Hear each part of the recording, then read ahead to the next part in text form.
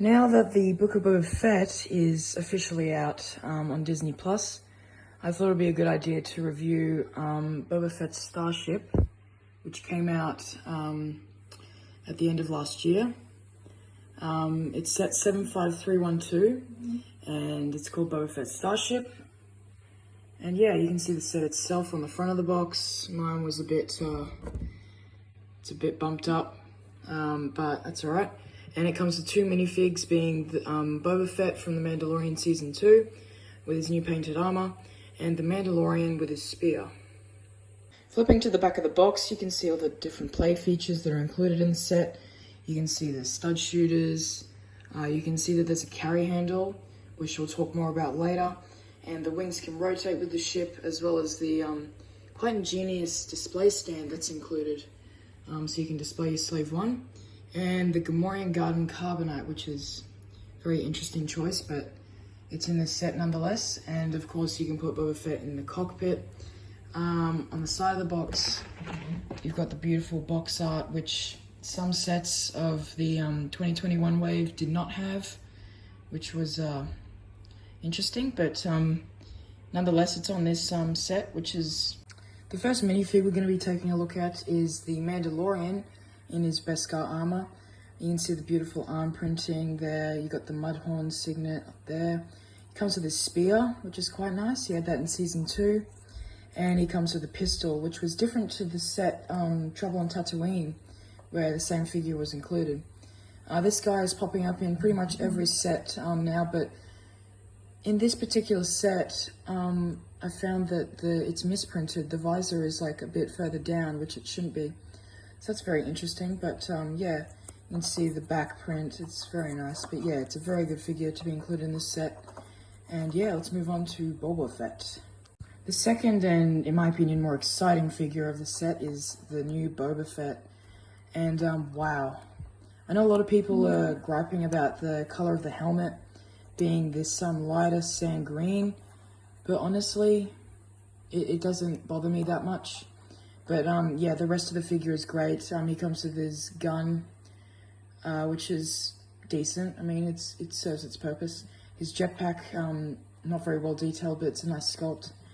And yeah, of course the visor can come down, which is nice. And yeah, just a really good figure. And you can take off the helmet to reveal, you can take off the helmet to reveal So you can take off the helmet to reveal a beautiful looking head sculpt. You can see the scars. I love his expression, and even scars on the back, which is just awesome. I didn't think they would include it, but they did, so very impressed with that. And you can actually take off his head. Let's just see. Yeah, and he's got a nice back print there. So yeah, it's a very nice figure in my opinion. I just wish... Overall, I feel like I think the only gripe I have, the only big gripe I have with this set is the fact that it doesn't come with Fennec. And I know she comes in a more expensive set, but I just feel that I feel like this set would have had a much better value if it did include Fennec, so that fans could get her in a smaller set and not have to buy a bigger set to just get one minifig. So yeah, anyway, that's my only gripe about the minifigs. Let's move on to the set itself. So here it is, the 2021 Slave 1, and I love this set so much. It may be smaller, but when you hold it, you really start to realize how many pieces went into building this set, and it makes everything look so good. And it's a very strong build too, like nothing's really loose. I'd say the loosest thing on this set is the guns. Like, you could easily pop them off. I'm not going to, but yeah. We'll just look at some of the details. So you can see the beautiful greebling and like stud work here. It's just really nice. The nice tiles. You can see the nice details in there. You can see these little stripes here, which are stickers, which are alright, but yeah. See more stickers on the sides. And the wings are really good too. Very, very well made. And you got the stud shooters. You can take them off if you want, but personally I'm just going to leave it on. And yeah, you can move the guns, obviously. You've got these nice the tiles there, and this new piece, this like slope piece, it's really nice. But yeah, all the curves on this set are really nice, and it looks it looks like the ship. So yeah, let's talk about the wings. So a cool aspect about this ship, and I'm pretty sure every Slave One had this, but the thing about this ship, it's really cool because when you lift up the ship, the wings rotate with it, and that's just like in the show. Unfortunately, with the cockpit, if we just open that up, you can see the details there, and there's a place for Boba Fett to sit there, which we'll have a look at later. But unfortunately, there is no place where Boba Fett can rotate, which is kind of unfortunate, but honestly, it's a smaller set, like they can't really add that in. But yeah, let's talk about the cargo hold. So flipping up this panel here, it reveals a Gamorrean in carbonite, and these are the same pieces that they used in the Razor Crest, which came out a year ago. And yeah, it looks quite nice, and I'm glad they included it here. It doesn't really make sense because it wasn't really in the show, but it's a nice little play feature nonetheless. And let's look at the back, and this is where the carry handle is, and you can see the engines, which look pretty good. And yeah, you got the carry handle, which you can lift up and fly around. And I've seen a lot of people gripe about, oh, the ship's too small, people can grab it, like older fans can like grab it by here, and that's I agree with them in that aspect. But honestly, oh, the guns just fell off. But honestly, I think it's good that they included that because smaller kids will enjoy it, and you know, I think it's good that they included that. But I really wish we got some sort of seismic charge. But yeah, let's move on to the cockpit. So like I said before, the cockpit has a nice little control area and a place for Boba to sit. So if we just take Boba, and we can just sit him in there. You can put his visor down, or you can keep it up, but I like putting the visor down.